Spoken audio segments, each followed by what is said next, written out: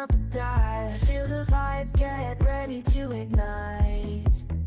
Untold stories in the airways, flying through the night. Experience voices, tales so bold. Streaming live, the truth unfolds. Untold Radio Network, where secrets come alive. New episodes daily, the mysteries thrive. Great guests, super chat, it's so I remember I share and subscribe. Join the side where truth can't hide. Aliens in the attic, UFOs in the sky. Cryptids lurking, oh my, oh my. Ghosts in the hallway, whispering your name. The paranormal, the unexplained. Become a VIP, get the inside scoop. Unlock the mysteries, be part of the group. Live streaming stories, they're talking to you. Super chats buzzing, join the crew. Untold Radio Network, where secrets come alive. New episodes daily, the mysteries thrive. Great guests, super chat, it's a wild member. Share and subscribe, join the side where truth can hide. So if you've got the guts and you want to explore, tune into the Untold, it's what you're looking for. From aliens to ghosts and all that's unseen. Untold Radio Network, where the world's mysteries convene.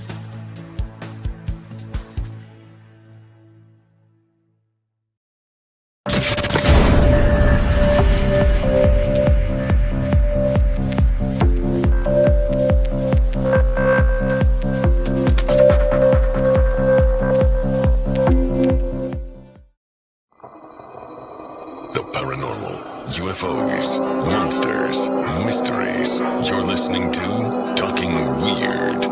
And now, from a cabin deep in the Northwoods, your host, Dr. Dean Bertram.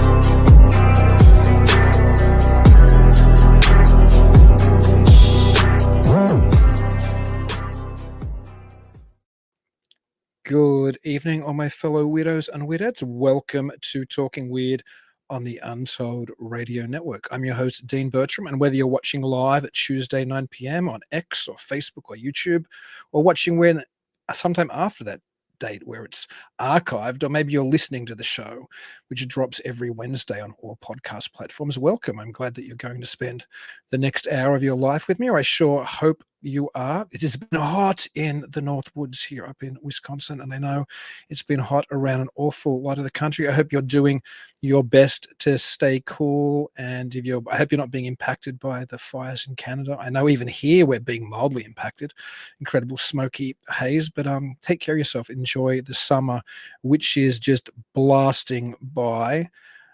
I'd be remiss if I didn't say what I'm going to say now, and we're a paranormal entertainment really network, but we lost one of perhaps the most important entertainers in the history of professional sports entertainment last week, and that was Hulk Hogan, who I think was so formative to so many of us, certainly to me growing up. And I think he revolutionized perhaps not just sports entertainment, but narrative storytelling and the way that we viewed superstars. First, of course, of his iconic run as, the legendary Hulk Hogan, the major babyface good guy of the WWF so long when I was a kid and first got into wrestling. And then the incredible bad guy turn, which launched along with Scott Hall and Kevin Nash, the NWO, the New World Order, which I think ushered in another whole era of sports entertainment and another way of how this stuff interacted with popular culture. And I think I'm going to miss Hogan terribly. And all I can say to hopefully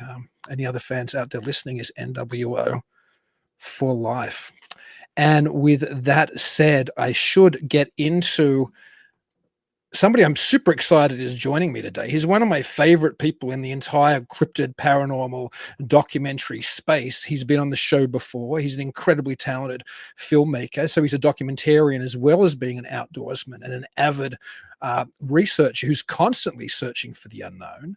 He travels across North America and the world. He's looked into various mysteries, including cryptozoological creatures like Sasquatch, the Loch Ness Monster, the Lake Champlain Monster, mystery big cats and bizarre phenomena, and mysterious places like the Bridgewater Triangle and more. He's a small town monsters crew member and has created various documentaries and docu-series about these mystery topics, most notably of which is Bigfoot Beyond the Trail, which has amassed over 20 million collective views on YouTube. So I'm delighted to welcome back to the show, again, one of my favorite people in this entire space, Aleksandar Petakov.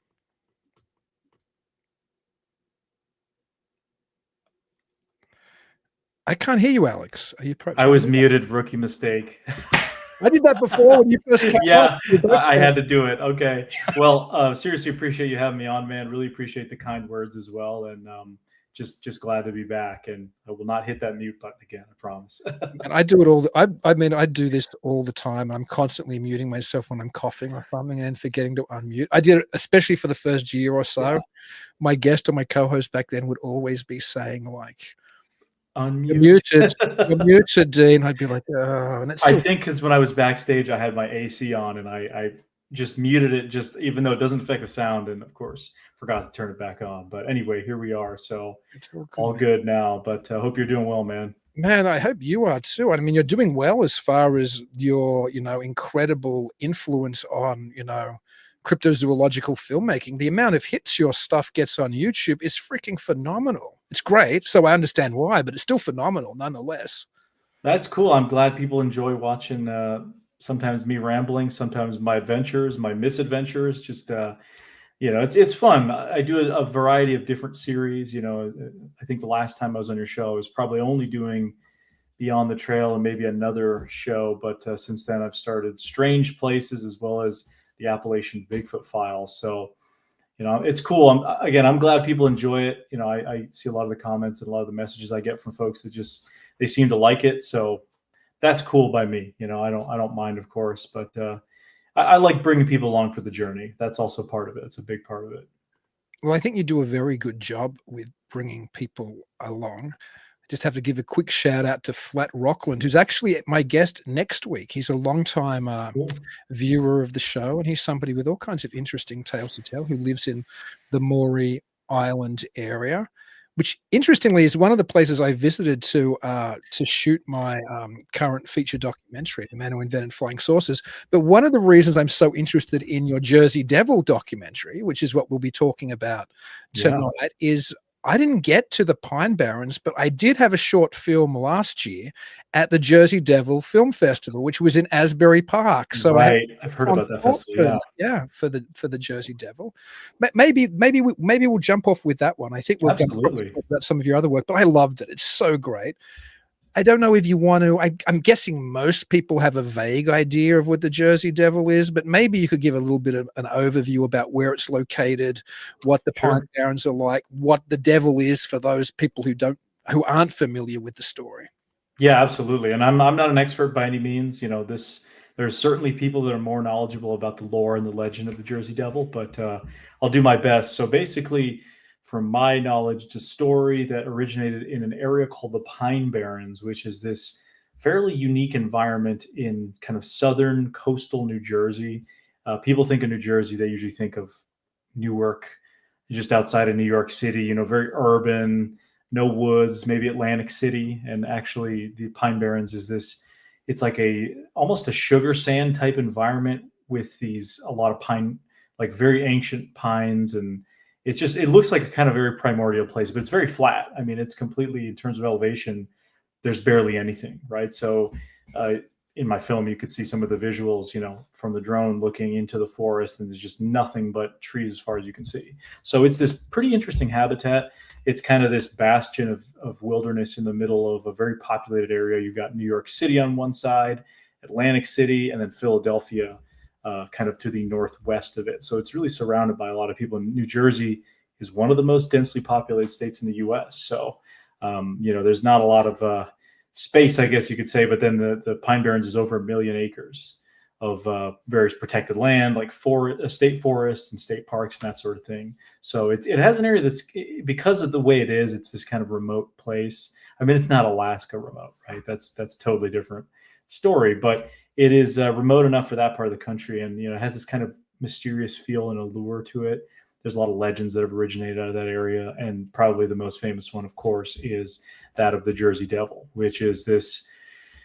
Some people call it cryptid. Some people call it paranormal. I don't know, because I'm skeptical of the whole story. I think it's really interesting folklore, but I don't believe there's like a physical creature. I think maybe it's something paranormal. I don't know. I really don't know. But just for the sake of the argument, I will lay out what it is. It's essentially this kind of winged creature that has been reported for quite a while in the areas around the Pine Barrens. The possible origin story is tied in with kind of early settler folktale as well, with what was called the Leeds Devil, which was there was a Leeds family, and the wife was giving birth to what was their 13th child, and supposedly she cursed it, and it came out as this hideous devil-looking creature that then kind of took off into the Pine Barrens. That's sort of the abridged version. There's a lot of other weird stories associated with the origin story. From what I was told when I was working on this documentary, I heard about Ben Franklin was involved. The Leeds family was unpopular, and this was like a smear campaign against them to say that their child was this devil-like creature. So, I don't know exactly what was going on, but it is this story, and it's interesting because you talk to different people and they have different interpretations of what it looks like.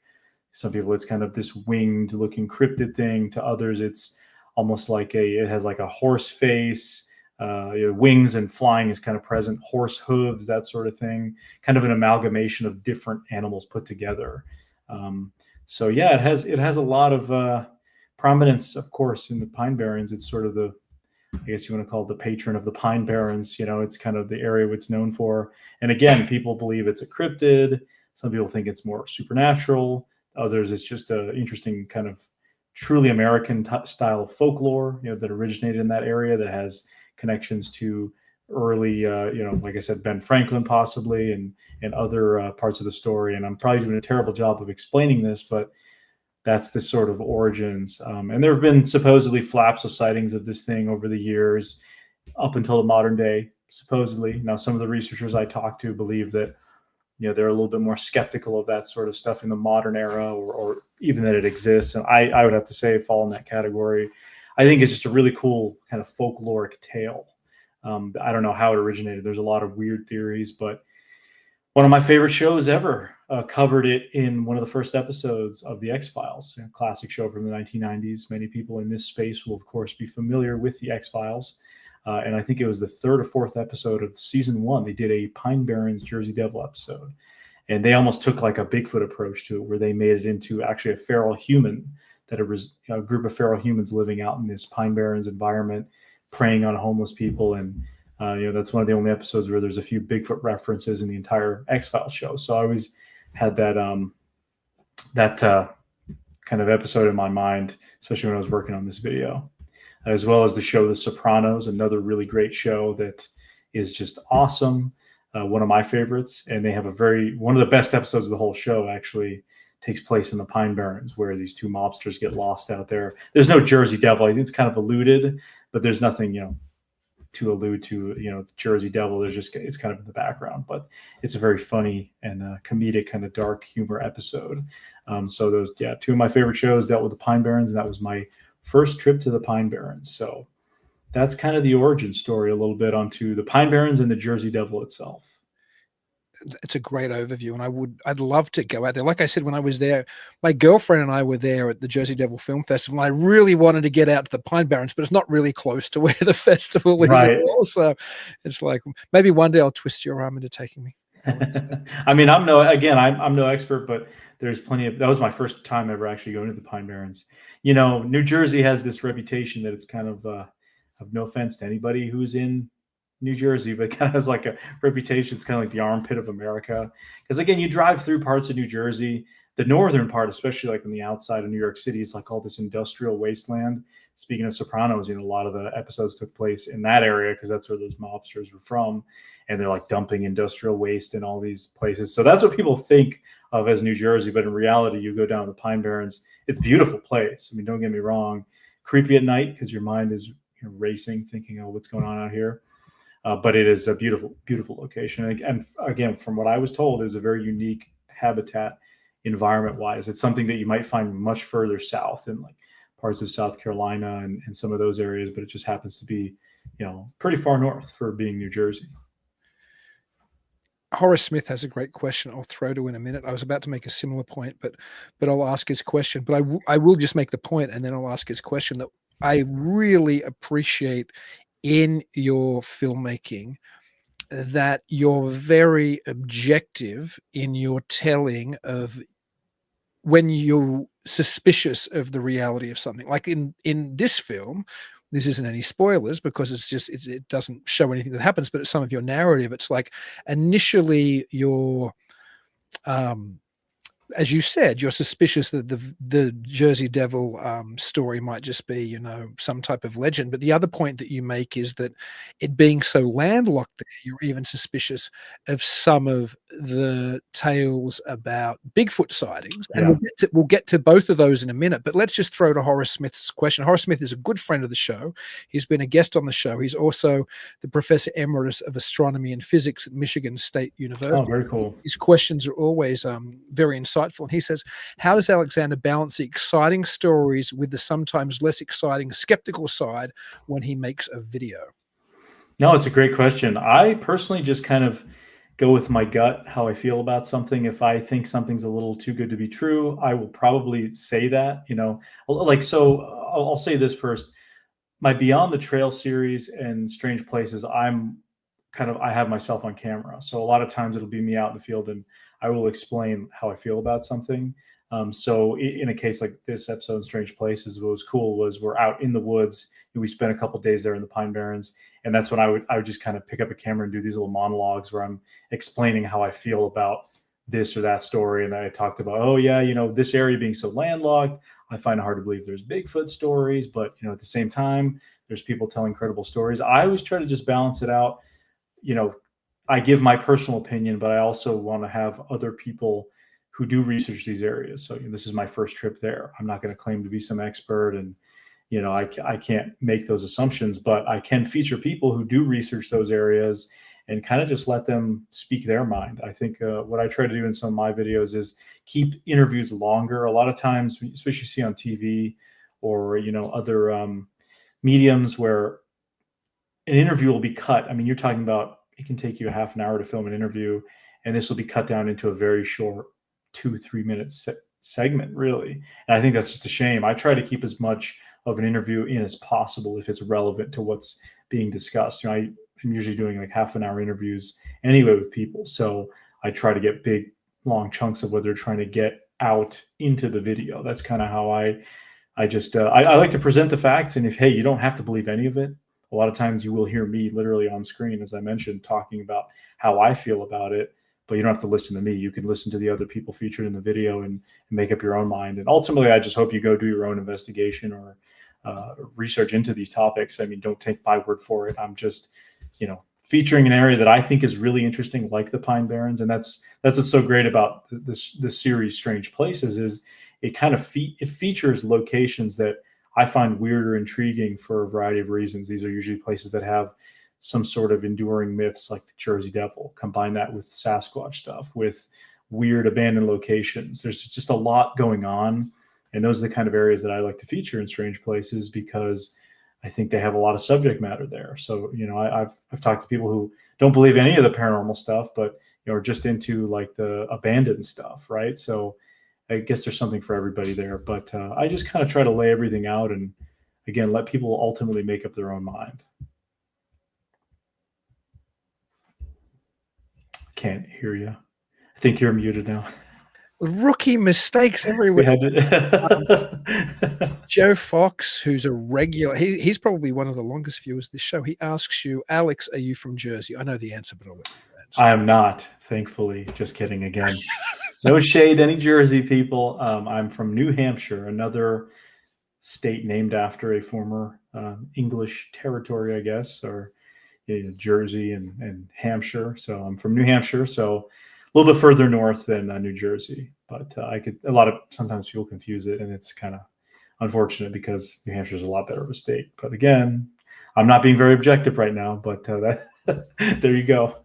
Is Newhart in New Hampshire? Or Which one? Newhart, the one of my favorite sitcoms from like the 80s. I think they're in New Hampshire or they're in Maine. No, I think New Hampshire is where New Hampshire and Maine. I mean, Maine gets a lot of like the Stephen King stuff is written up there. Yeah, I think they're New Hampshire. Yeah. Newhart's great. It's also, one of the smallest states. We are, like New Jersey, also one of the original 13 colonies. So, there's a lot of history in this part of the country. But, again, all my Jersey people, I will give you guys something. You guys have amazing pizza.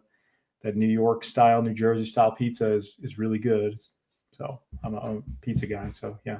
I'll be honest, I love Jersey. Admittedly, I wasn't in Asbury Park, so that's my experience of Jersey. But I remember I think when I was there with my girlfriend Samantha, I think we had a very different idea of what Jersey was going to be like because of all those Jersey housewife shows. Right, that's exactly it. And everything else. But it was really nice. I mean, it was surprisingly nice, to be honest. I'd love to go back. It was gorgeous. That's what's strange. Yeah, the whole state is it's a lot more suburban areas than, just that pure city kind of, and like I said, Sopranos is one of my favorite shows. And actually every time I go to New Jersey, and then especially the north part, I try to go to a couple of the filming locations from the show.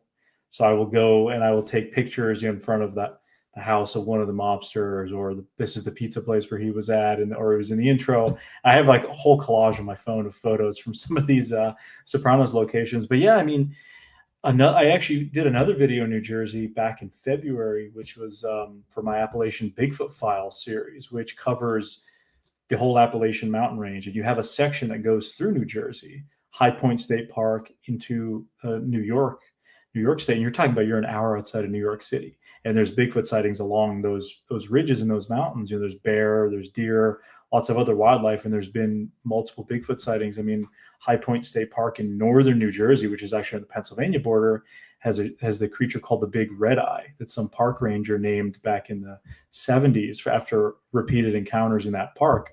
So that really surprised me. That part of northern New Jersey was very rural. There's a lot of farmland. I mean, there was this really crazy newspaper report I came on from the 70s in an area where there was chickens being killed, and there was like a Bigfoot hunt that went on there in the 70s, and there was some pretty interesting stuff. So yeah, that's another area that surprises you in terms of, it's part of Jersey. It's very different than the Pine Barrens because it's got some hills and, I mean, little mountains, little kind of rolling hills. But again, the Appalachian Trail goes through there. You do have some Bigfoot sightings, and I covered that back in February, and there was other strange stories in that area, in those areas too. But that's a lot closer to New York City. But you go down to the Pine Barrens, and that's a totally different environment. But it's got its own unique kind of look to it and everything. One of the points that the documentary touches on when you're interviewing various researchers and witnesses in the area is that potentially the Jersey Devil and Bigfoot is one and the same, and maybe Jersey Devil sightings have been misidentifications of Bigfoot. Is that something you can chat about a little bit? Yeah, that's something that came up a few times with some of the researchers. Now, admittedly, some of the people I was interviewing were primarily kind of Bigfoot researchers, but some of them thought, hey, maybe some of these Jersey Devil sightings are people seeing Bigfoot. You see some large creature in the brush and you can't really see it. Maybe there's glowing red eyes and they're thinking, oh, it must be the Jersey Devil. And I think this is kind of interesting because you do have a lot, like especially on the East Coast, and this is something in my Appalachian Bigfoot Files series too that I've covered with some of the researchers talking about. The East Coast is a lot older than, say, the West Coast, where a lot of the Bigfoot and Sasquatch lore kind of originated from. The East Coast has a lot more hauntings, colonial stuff, ghost stories, older history. So there's a lot more ghost stories, like even up here, especially up here in New England, I should say. There's certain stories that really intrigue me because they'll talk about an island or a place in the woods where it's haunted and there's ghosts that throw rocks at you and let out these screams. And you kind of think about that for a second. You're like, that kind of sounds like Bigfoot stuff, right? Maybe is that what they're interpreting it as. And I've talked to a couple of people too that have, had, encounters or are aware of encounters that have happened that fit the hallmarks of a Bigfoot encounter. And the person who had the encounter was like, well, I don't, Bigfoot doesn't exist. What I saw was a ghost. It's one of those things that's kind of like, well, how do you explain that? So I think there's a phenomenon going on where more people believe or feel that the paranormal or supernatural, ghosts and that sort of thing is real. That's actually probably easier for more people to understand than or wrap their heads around and believe in than Bigfoot. So I think there are certain cases that, whether it's some of these Jersey Devil stories or some of the ghost stuff that's like Bigfoot behavior that's being misinterpreted as ghosts or rationalized away as ghosts, I should say it. Which again, it's like, I've been to things with events with people who are more into the ghost stuff, and they kind of laugh at the idea of Bigfoot. And I'm like, who are you to laugh at that? It's like, you guys are into the ghost stuff. A lot of people think that's crazy too, right? It's like the alien people, the Bigfoot people, and the ghost people, they're all laughing at each other. And then the rest of society is just laughing at them for all believing in crazy stuff. But, my point is, some of the theories are that Jersey Devil stories might be misidentified Bigfoot sightings. I mean, maybe it happens. Sure, why not? Again, if it's in the right settings, but I don't know how you're going to mistake a giant flying winged thing for, Bigfoot. It's one thing if it's on the ground level, sure, that happens. But, again, those are theories of some of the folks that look into this stuff. And again, I am more skeptical of the Jersey Devil story. I think it's largely folkloric. There are plenty of other stories like that I think are very intriguing, but I don't know if they have any kind of reality, especially once you dig into them. It's kind of, again, an amalgamation of different types of stories and the superstitions kind of woven into one. So, maybe that's what's going on. I don't know. I know last time when you were on, we talked a little bit about window areas and high strangeness and these kind of ideas that connect potentially different areas of cryptozoology and ufology and paranormal research. I'll be honest, my position, and it could be entirely wrong, is that perhaps Bigfoot and the Jersey Devil and ghosts and UFOs, which are also in your wonderful, most recent Strange Places documentary, maybe they are somehow interrelated at a level we don't understand. Maybe they are, as people like Ray Palmer suggested, John Keel, Jacques Vallée, various other authors, Brad Steiger, Patrick Harper. Maybe they're manifestations. Incidentally, also did Jerome Clark and who's the guy who runs my mind's gone blank. Who's the guy who runs Lauren Coleman? Jerome Clark and Lauren Coleman did the Unidentified and Creatures from the Outer Edge, suggested that all of this stuff was the manifestation from the same paranormal mechanism, I think is the term that they used. Right. And now, of course, I think both Lauren Coleman and Jerome Clark have changed their opinions, but back in the 70s, they were very much in that camp of people like, Keel and Palmer, that they thought that all of this might be interrelated.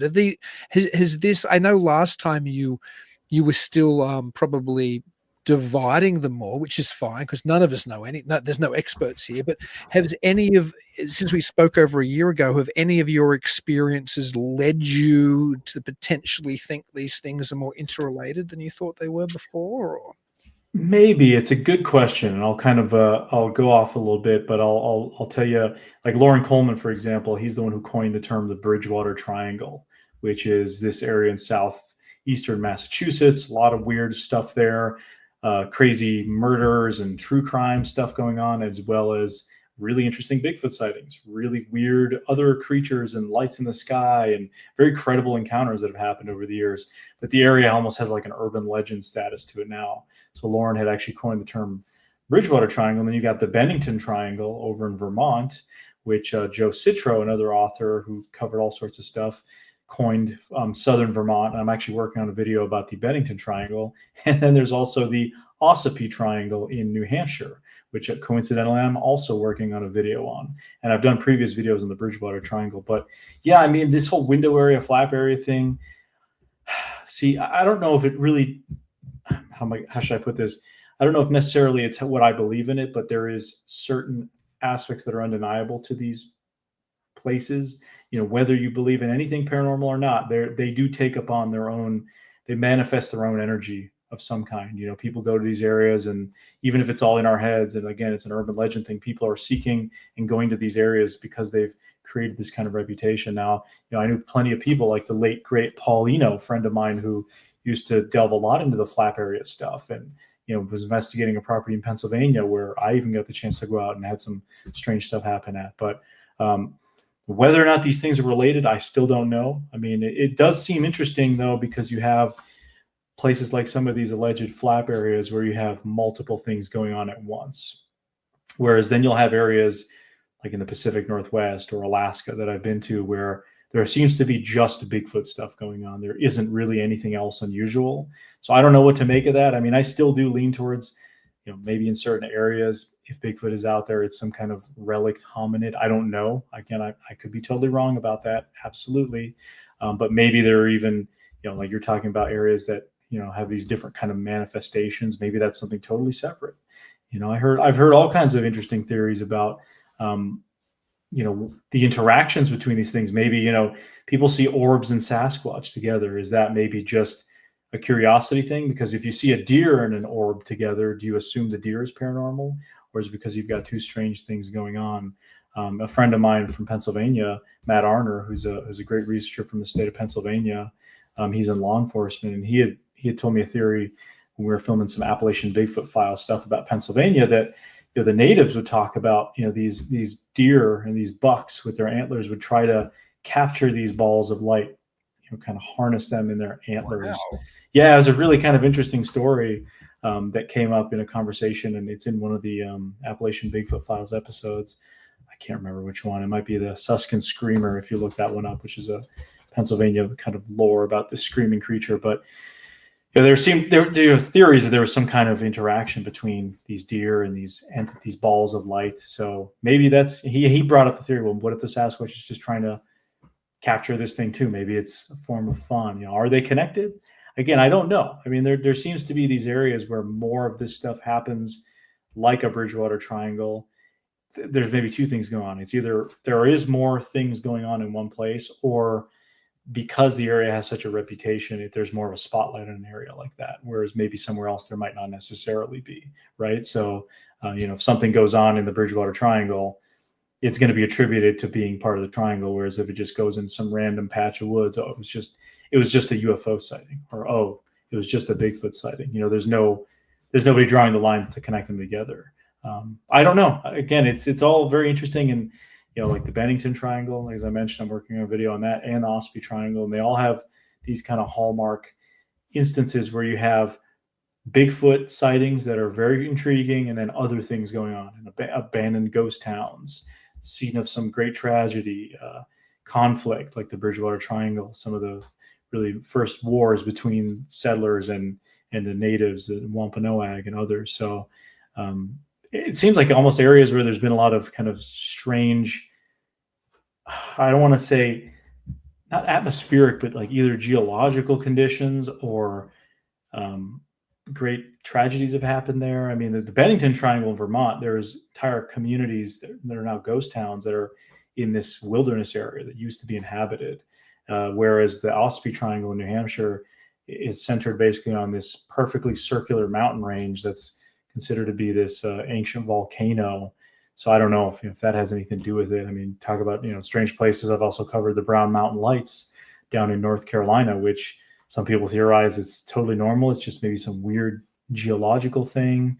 People say it's ghosts. Some people say it's orb stuff. So there's a lot that we don't know. And I'm not going to, say that I know a lot, but what I do know is that some of these places, again, whether you give any of this stuff power or not, whether you believe in it, you're the most skeptical person, you cannot deny a place like the Bridgewater Triangle is not its own entity at this point, because it's one of the most, like the Bermuda Triangle, it's the one of the most famous and popular, well-known kind of paranormal flap areas. There's podcasts about it every week. There's all kinds of stuff about it. So whether we like it or not, it's become an urban legend. Again, I don't think you need to be a staunch believer or denier to at least kind of examine these areas. And Bridgewater Triangle is the scene of very horrific murders and possible cult activity. That has very real world consequences. That's not just an inconsequential Bigfoot sighting or a UFO that was seen by very credible witnesses. It's people died for whatever reasons in these areas, and maybe that has something to do with it. I don't know. Man, every response of yours makes me want to ask about 10 more questions. Because they're so fantastic. You're so insightful and interesting. You've got so much data there. Why do you think triangles? Like there's so many. Like you said, the Bermuda Triangle is probably the one everybody knew about first. Like that goes back to being popularized when I was like a little kid in the 70s, Yeah. 80s, right? But why all these? What do you think that is about the triangle? I think we can blame Lauren Coleman for that one. No, I'm just kidding. I've known Lauren for a number of years. He's great. His museum up in Maine is awesome. The International Cryptozoology Museum. I've had the pleasure to interact with him quite a few times and visit the museum and attend the conferences there. But he did, kind of get that whole triangle thing popularized by, like you said, the Bermuda Triangle was something that was popular into the 70s. So I think the fascination with the triangle, a lot of people would argue these areas are not perfect triangles. It's not like, oh, here's a triangle and activity stops the moment you go outside of the area of the triangle. I mean, people would argue the Bridgewater Triangle, there's stuff that's happened technically south of the actual apex of the triangle, but people they'll connect 3 towns or features that will be kind of each point of the triangle, but there's spillover stuff going on. I think a triangle is just easy to understand. It's just one of those things that drawing a line on a map, we as humans, we tend to kind of identify with that. If it was the Bridgewater or the Bermuda splotch or splatter, I don't think it has the same ring to it. It's not easy. It's a lot messier that way. A triangle's clean and neat. And we call other things, mostly paranormal now, but there are also, like the Golden Triangle in Southeast Asia is a drug smuggling route. I'm sure they smuggle those drugs in areas that are not part of that triangle, but it's just, again, it's an easy way for us to understand an area. So like the Ossipee Triangle up here in New Hampshire is one that is pretty relatively unknown, actually. So again, it's just easy to rationalize it away as a triangle, whereas in reality, most of the stuff happens in kind of a circle, because that's the mountain range there is this perfect little circle. So yeah, I think a triangle is just easy to identify with, and they're here to stay. There's so many paranormal triangles now. Again, Bridgewater Triangle was basically the one after the original Bermuda Triangle that kind of gave way to certainly the Bennington and Ossipee triangles. These are the ones that I'm most familiar with, because we in New England have 3 triangles. I don't think we have enough, apparently. You've got the Alaska Triangle now. I mean, all Devil's Triangle in outside of Japan, I believe, in the ocean, which is kind of also modeled off the Bermuda Triangle.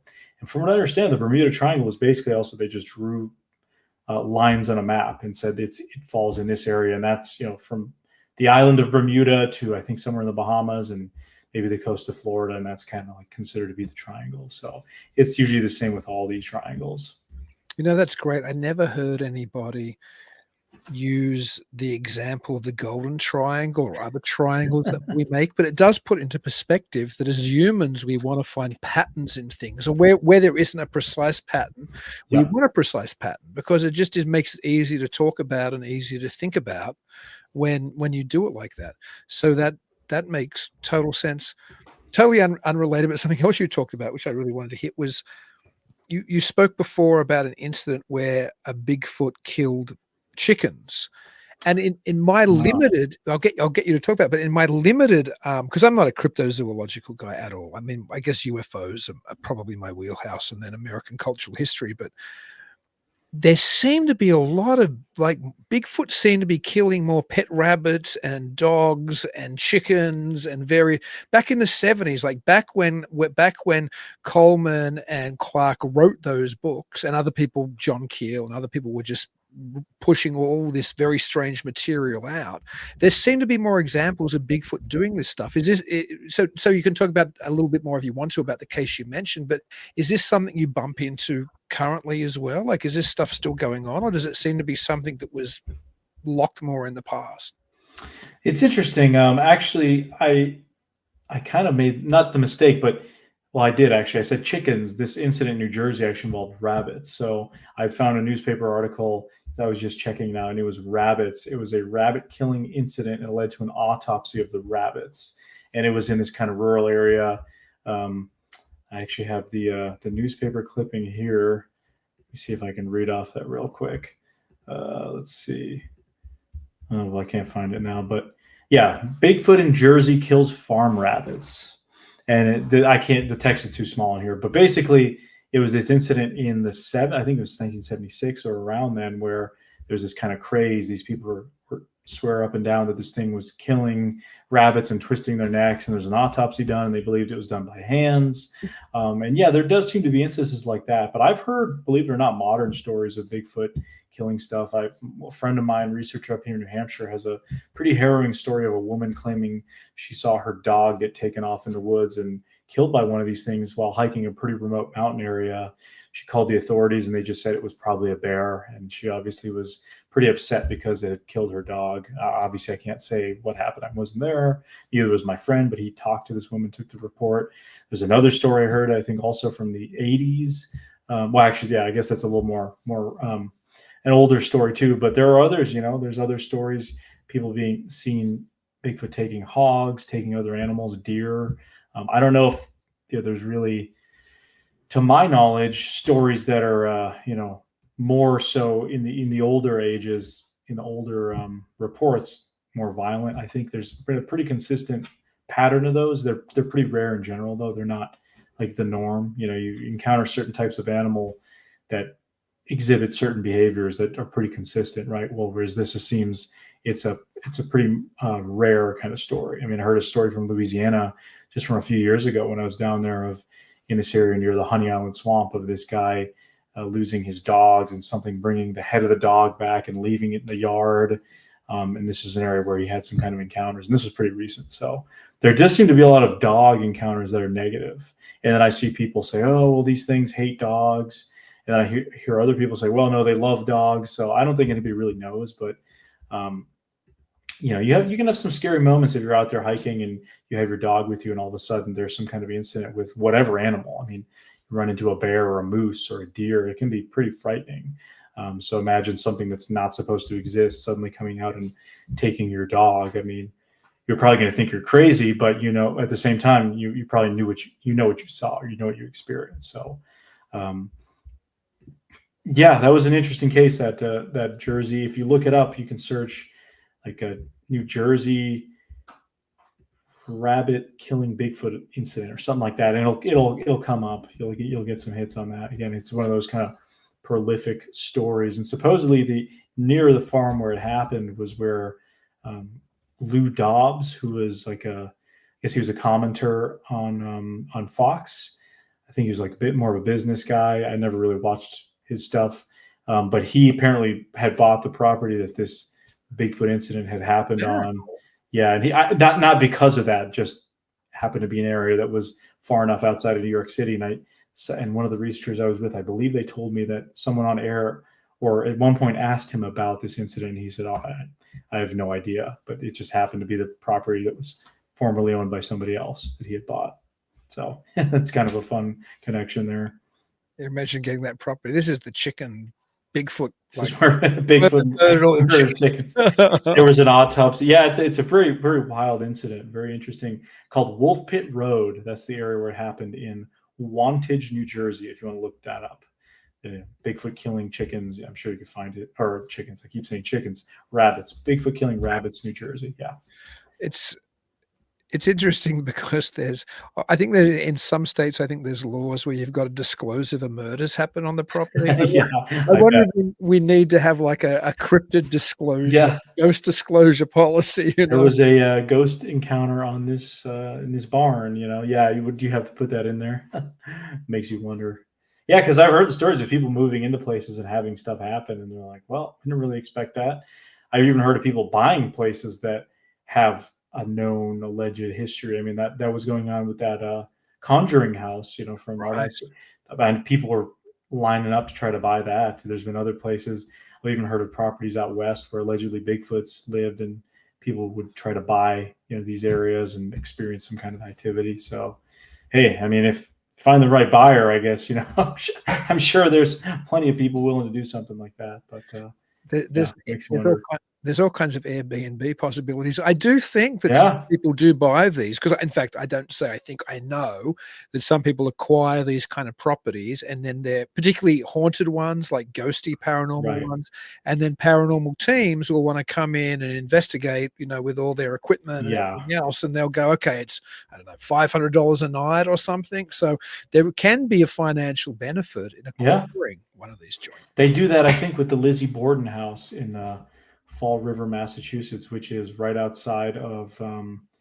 Technically, it's part of the Bridgewater Triangle, but it's outside of the triangle itself. But the Lizzie Borden murders are very notable. But I know people who have gone there with their ghost hunting teams, and they've stayed a night there. So you pay to stay, and then you can explore and do ghost stuff after hours, which is interesting.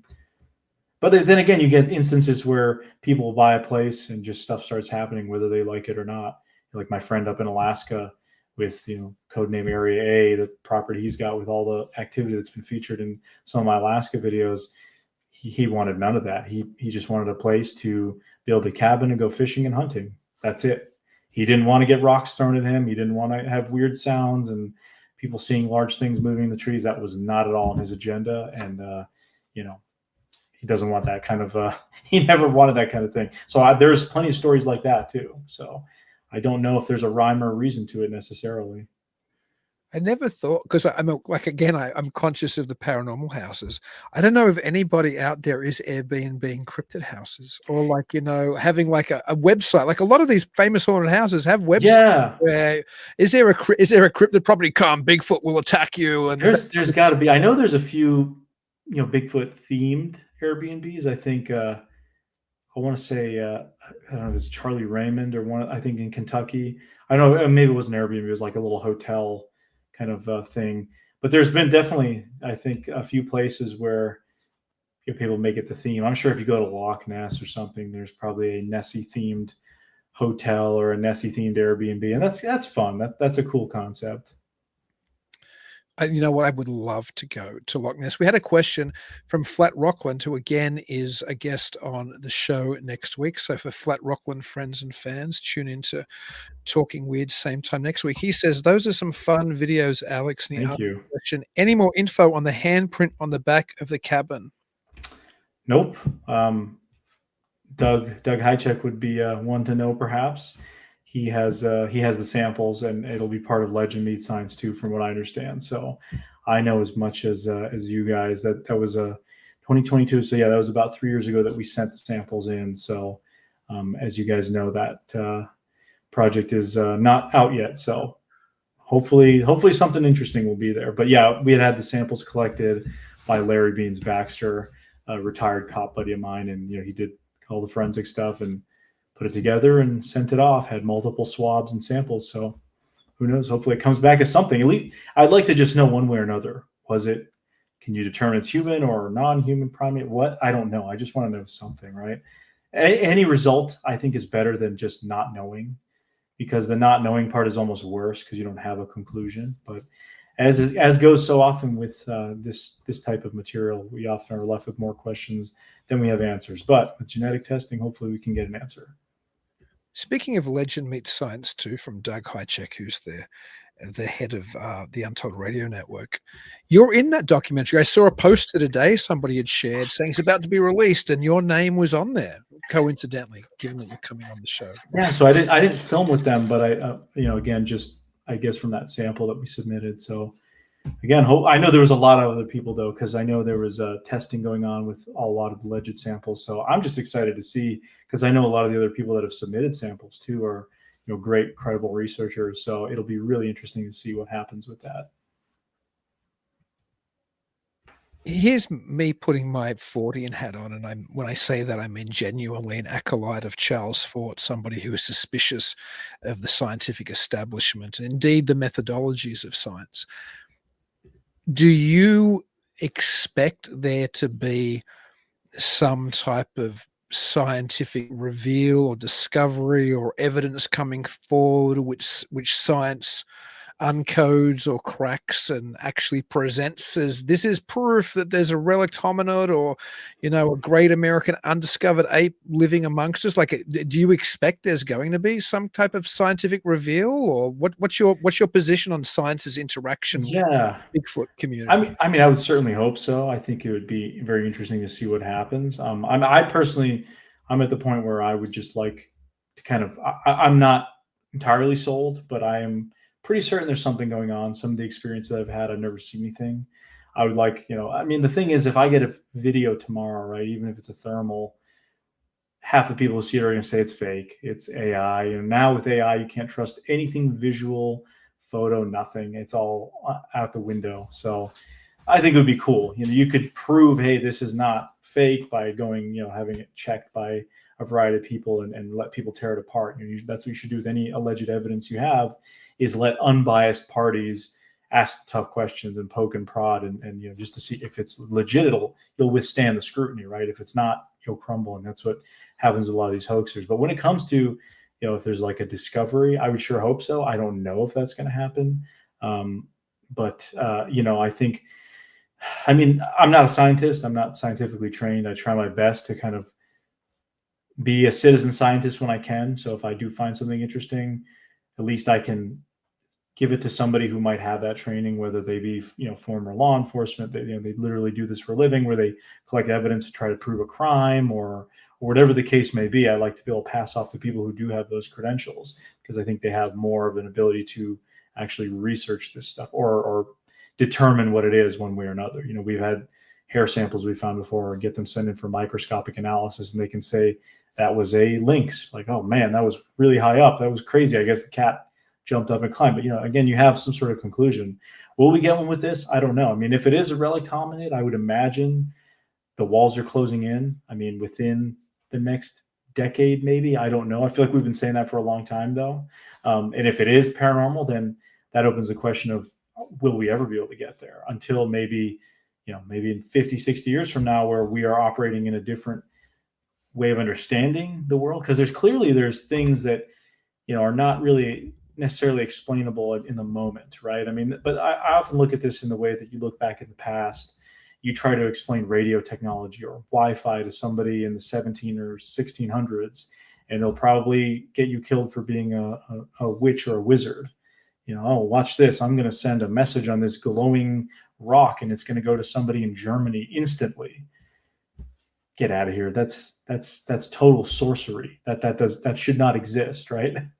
That's what they would probably tell you. So 200 years from now, I mean, are we going to have some way as humans? Is there going to be something else that's, I don't know. I mean, interdimensional stuff, is that going to be normal at some point? I really have no idea. I just think we're kind of at this precipice now as a species where, we have so much technology at our disposal, and we're kind of trending in this one direction. But will it help us out in the end, or will we just become, slaves to our own technology? I think that's the question a lot of people are maybe asking themselves. I'm not trying to get too philosophical or anything in here, but I think we also have to be careful that we don't become totally dependent on this kind of stuff. But that was a really roundabout answer to a question. I will say this, because I don't like to give absolutes when I answer generally, but I sure hope we get some kind of resolution.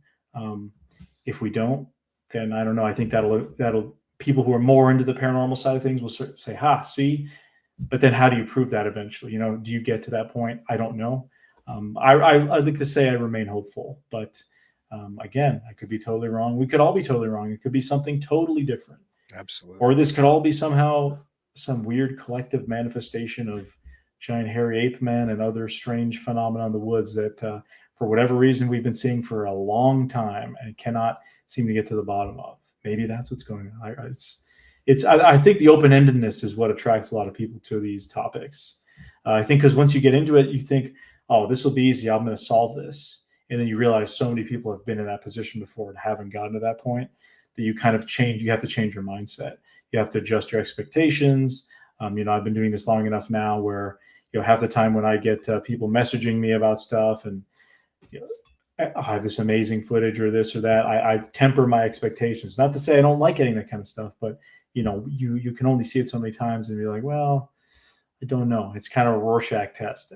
you kind of see what you want to see, unless it's something super definitive. I mean, we're still arguing about the Patterson-Gimlin film, which was taken in 1967. So, we need a lot better than that to be able to move the needle or to just move things forward. So, yeah, that got really that I don't know, that turned into a little bit of a rant there, but I love yeah. it. I love you're very balanced and that you're very thoughtful, which I love in anybody I talk to. I'm not going to ask you what you think of the Patterson Gimlin footage, because that's another conversation perhaps for another time. What I did want to ask you though was, because you're a sportsman like I am, you're firearm savvy. Anybody who watches your videos knows that when you're in dangerous places out in the boonies, you're armed, which I think makes total sense. As somebody who's cognizant of firearms, does it ever makes me, to be honest, think there's millions of people out in the woods in North America with firearms? Why? People often say, well, there's no Bigfoot body because, well, when things die in the woods, they decay quickly and they get eaten by, the other little animals, and, it all breaks down. But Right. my question, it doesn't bother me where we don't have a body because one's died naturally. What bothers me is where somebody in North America hasn't pulled the trigger on one and then got a body as a result of it. Well, there are stories, of course. There There's quite are. a few. We've covered some on Small Town Monsters, the infamous Justin Smeja story. There's a few others. Supposedly Ape Canyon, there was one killed. There's a lot of there's more than just that. And there's a few I'm thinking of that I can't quite think off the top of my head, but there's been stories. I remember the Art Bell guy who rang in. What was that guy's name? He rang an Art Bell and sent Art Bell where he buried one. I forget the guy's name. Yeah, I mean, and there's been a lot of mythology. Yeah, there's been high profile hoaxes, of course, of 2006 or 2006 or 2008 Georgia Bigfoot hoax, where supposedly these guys killed this thing and turned out to be a freezer full of possum guts with a cheesy Bigfoot costume. So there are these stories, and some of these stories, allegedly of these things being killed. I don't know what to make of it. I mean, you look at primates and apes in the fossil record, gorillas and chimps are almost non-existent. In terms of fossils, the Gigantopithecus, the only reason we know it exists is because certain parts of teeth were found in caves, and the only reason those were even preserved were because porcupines were dragging the bones into caves that allowed it to fossilize. And you look at typically the environments where a lot of these things are reported, and they're acidic, they're not great for fossilization and that sort of thing. So I don't know. Again, we could all be wrong about what's going on out there. I think if these things are as smart as they supposedly are, they'd probably be pretty good at avoiding people. But to what degree could you really, avoid people, right? And I think some of the stories I've heard from people out in the woods who are either actively hunting, were armed. A lot of people out in the backwoods armed, have been so freaked out by what they've seen that they just wanted to get out of there. That's a couple of stories that I can think of off the top of my head, including, one of a guy hunting and you're really getting disturbed by what he was seeing. And, another story I heard from a researcher friend of mine said, he said, I don't think this rifle would have been big enough to kill this thing. So, you can always, I don't want to call them convenient excuses, but you can always pull up stories like that, but, I don't know. I mean, I don't know which way it'll end up going. And you have these stories too of these things being hit by cars. Quite a few stories. Even somebody I know who allegedly claims they hit one of these things and damaged the side of their car, and just saw it walk off. And so you imagine impact with a vehicle might injure something like that. So maybe it limps off and dies somewhere. I mean, I don't know. Don't know what to make of it, but there certainly is a lot of different theories. And, if there's not a lot of these things, then I think that kind of makes sense. But, you do hear so many of these stories. There does seem to be a lot of stories out there. So how to explain that, I'm really not sure. Squatch Mama said, do you mean the guy named Bugs? I believe that was in reference to my point about the person who called in Art Bell and who Art Bell had the map to the dead body. That was Bugs. She's that was it. Well, I don't remember that. Yeah. Maybe you can give us a tease for some of the things we have upcoming on either Strange Places or your other Small Town Monsters regular show. Yeah, absolutely. So as I kind of talked about a little bit, getting more into the high strangeness stuff with some of those strange places episodes. So the Ossipee Triangle, which is really interesting because there is one of the craziest Bigfoot stories I've heard, or that I personally have taken. You know, is like a report took place in this area, and there's other strange sightings in that place. But there's also some kind of possible weird connection to Aleister Crowley and the occult. Weird as it sounds, it's there. And then the Bennington Triangle, I'm really excited for too. I have a really interesting story with a friend of mine who was told by multiple hikers who experienced the same kind of thing in the same area of Glastonbury Mountain, which is kind of considered the epicenter of the Bennington Triangle. Those are two episodes coming out about strange places within the next few months and into the fall. In Appalachian Bigfoot Files, just a continuation, a very neutral kind of examination of alleged Bigfoot stories and encounters in different regions of the Northeast. And then, of course, the whole Appalachian Mountains. We've covered areas all over. You know, I've got a few more Vermont episodes and kind of the New England area. And then Bigfoot Beyond the Trail. There will be a lot more of those coming. I have some trips coming up soon that I can't talk a whole lot about, but some interesting and exciting locations out west. And then I've got a video called The Journey to Ape Canyon coming with Beyond the Trail. So that's going to be going to the actual location of where the alleged Ape Canyon attack happened in 1924, but 100 years later. So that's going to be really cool. That's almost like Bigfoot archaeology, because we were discovering actual remnants. I mean, I've got a shelf over here you can't see just out of frame with a whole bag filled with actual nails and materials from Ape Canyon itself that were from the cabin site from 1924 that survived the Mount St. Helens explosion. If you want, if you got 1 second, I can go grab that. Yeah, please. Pull a few out. I'll show you. That's the one I'm most interested in, with Mark Marcel, who goes, Yeah. got Mark's book. It's so great. I'm assuming most people here are aware of Ape Canyon. It used to be regularly reenactments appeared in many early documentaries. It's one of the earliest modern. This is probably going to make a huge mess, but this bag here is filled with all sorts of stuff. So first of all, we have, this is some wire, old rusty wire. I don't know if you can see that. I can see it. From the cabin site. Wow. And then I've got an entire bag, more wire. Here's a little nail for you. From the canyon. This is from the can. Yeah, I mean, I can hold this up to the camera. I don't know if you can see this or not, but this entire bag. I mean, there's so much dirt and stuff and debris in here, but I'll just pull out a handful. Show you that real quick. As an historian, that's the stuff I love the most. Here we go. There's a whole bunch of nails. Wow. There you go. So this is all from the Ape Canyon site, and I've got a whole bunch of dirt from the Ape Canyon site in this little pouch too. Man. You know, this shows that the area that we were in is absolutely where.